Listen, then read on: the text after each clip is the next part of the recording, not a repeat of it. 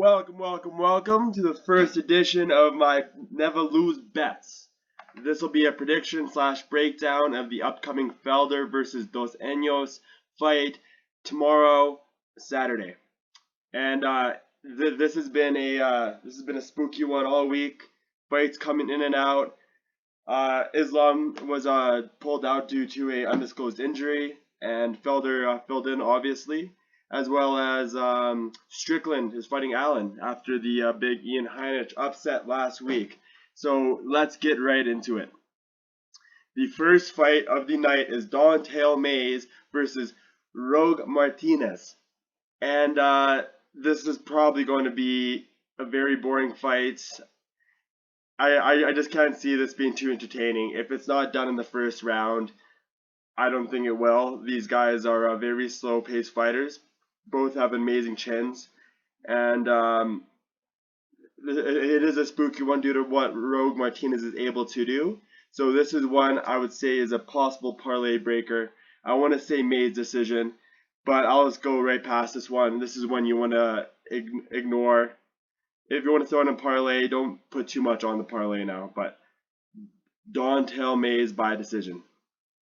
And he's a pretty heavy favorite as well. So next up, we have Tony Gravely versus Geraldo de Freitas.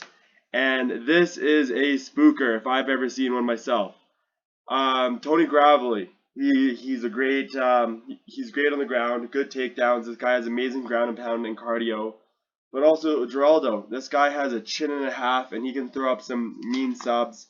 I think this will be the majority of this fight will be either on the ground, or maybe both will cancel out, and these guys will try and exchange and see who has the better hands. Obviously, I'll be going Gravely by decision, even a possible finish. I wouldn't go too heavily on this exact bet. As a slight favorite, negative 150, I would hammer that all day long. Don't see Gravely losing. Next up, we have Randa Marcos, the fellow Canadian, versus Kanako Murata. And even though Marcos has been fighting pretty horribly in the past little bit here, I still like her to win this fight. I just feel like she has experience, she has the hands, she's about 7 years older than Kanako, and I just feel that experience will help her win. She'll get the top control, she'll get on the ground, she won't be able to finish, she'll have better ground and pound, better exchanges on the feet, and I think that'll be enough to win the judges in her favor. So slight underdog, I will take that as a straight bet, as well as I will hammer the decision. Next up, this is scary as well. We have Luis Smoka versus Jose Alberto Quinones. And this one, I'm all over Jose. I think even he did lose to Sean O'Malley in spectacular fashion. Sean O'Malley is an amazing fighter. I'm a big fan of Sean O'Malley's striking, so not too shocked or surprised that Alberto Jose was finished. And also, Smoka has been he's been a staple in the bantamweight division for a while.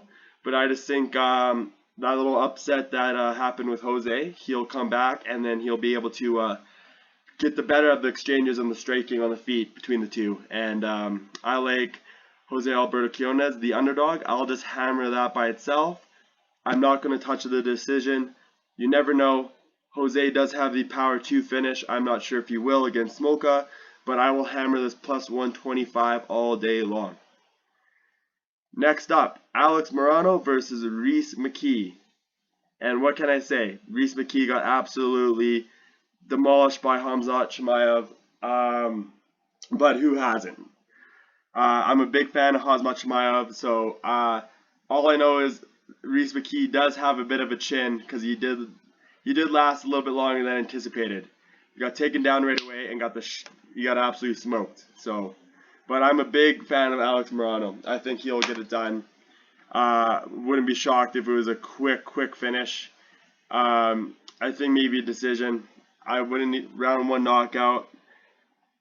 I would push that to round 3. I think he'll be working McKee, McKee's going to be trying to make up lost points and go in, and then he'll be counterpunched by Alex Morano for the late knockout. Ashley Yoder versus Miranda Granger. So Ashley Yoder has been in the UFC for a fat minute, and not very impressive. She's just been there, hasn't done much. She is essentially a gatekeeper, and I can't imagine her getting it finished. She does have experience, and she does have better striking, but I like Miranda Granger.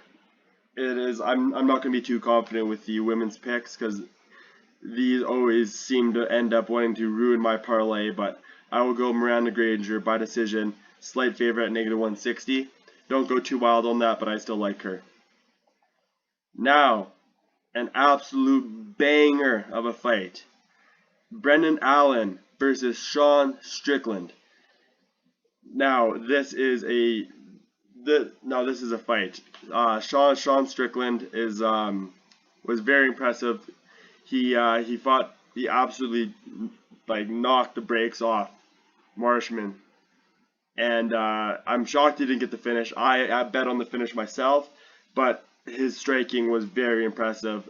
Marshman looked completely outclassed. Strickland was calling him in the middle of in the ring and said, "Come meet me."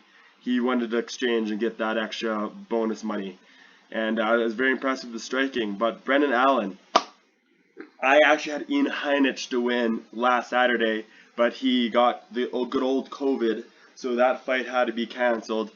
So now, which is even better, because now we got even better of a fight in my opinion. Even though Allen and Heinisch do not like each other and they had some beef there, I still think this is a great fight. I'm not too upset that happened, because we got this banger. And it is a catchweight fight. These boys are fighting 10 pounds heavier than normal, which is a little spooky for Sean Strickland over here, because he might be able to catch Allen. But I like Allen by a submission round 2. They'll be working. He'll get him on the ground. Sorry, Brendan Allen will be working Sean Strickland on the ground. The first round, tire him out. Second round comes along. They'll be exchanging a few strikes. Allen will go for the double leg takedown, wrap around for a rear naked choke at the last little bit of round 2. Now we have Antonio Herrero versus Eric Anders.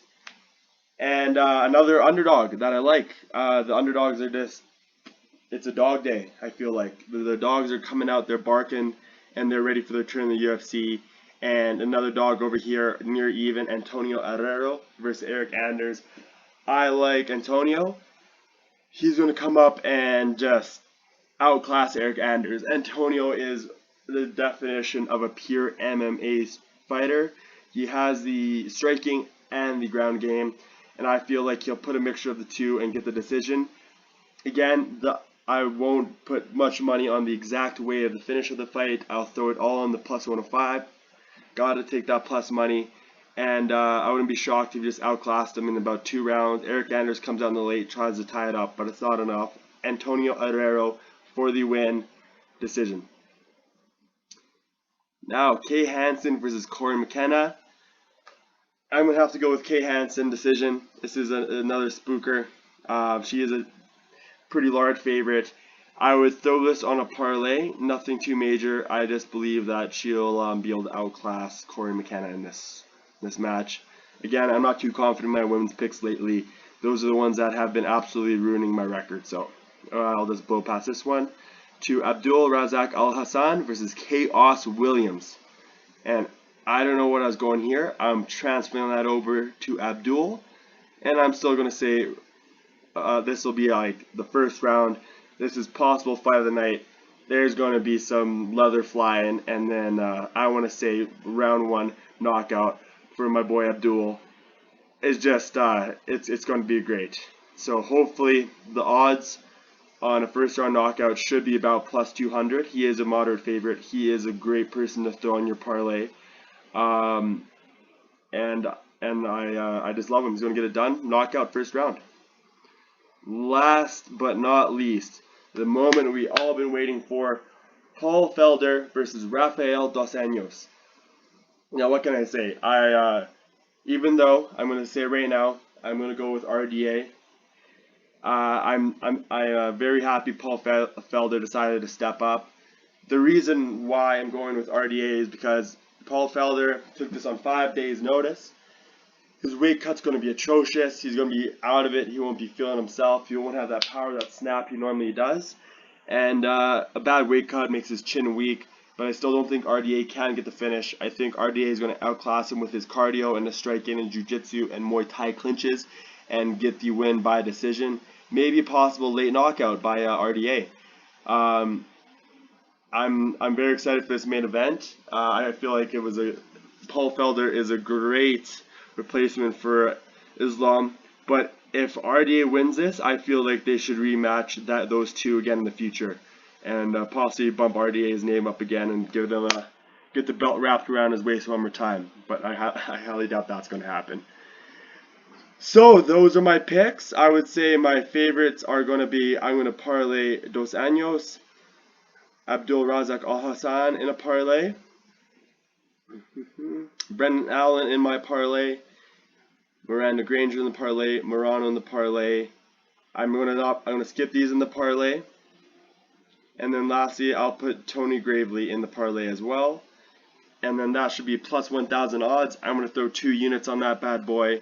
And some of my safer bets on the way of finish would be the earlier decisions, as of Gravely is probably one of my favorites for decision. Well, thank you for coming and joining me for today. And let's make some money tomorrow. And I'll see you next week for the next UFC event. Thanks.